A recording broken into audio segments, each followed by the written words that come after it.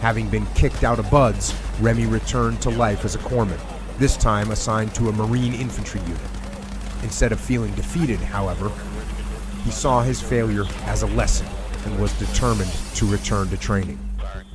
Because I had the mental toughness piece already nailed down, I needed to get humility, and I also needed to grow as a man.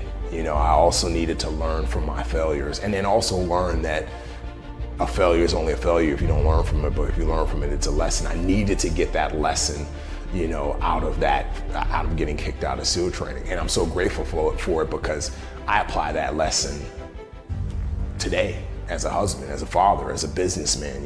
I run a couple different businesses, and I'm applying lessons from getting kicked out of SEAL training the first time to now, so yeah.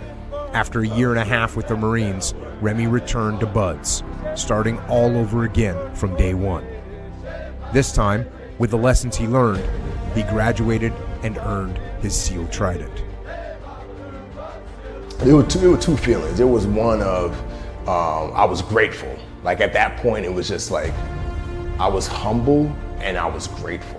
Because I was just like, man, it wasn't like, yeah, I made it, look at me. Me getting kicked out of Buds the first time, dealt with that part of it, right? At this point, it's like, I'm grateful. I'm grateful to be here. That was one feeling I had. The next feeling I had was, I'm ready to get to work. Like making it through Buds is nothing, right?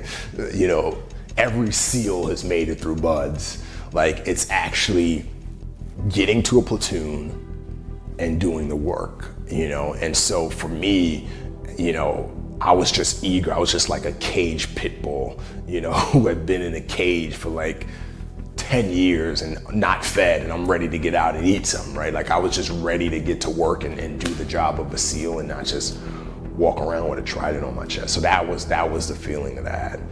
Remi acted as his platoon's medic, utilizing his background as a corpsman as well as doing intelligence gathering. I had a great time in the SEAL teams, but the best part about it for me was the guys, working with the best guys on the planet, legends, and just rolling with them out the door and just being a part of a unit that personifies excellence, and everybody's challenging everybody to be the best and to do the best. I don't think I'll ever have that experience anywhere outside of the SEAL teams, so yeah.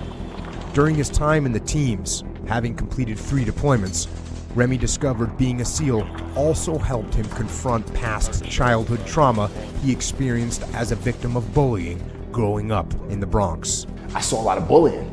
I was bullied. I was jumped. I was beat up, and I saw people get picked on. There were times where I would see one person get beat up by 6 people, walking back from school.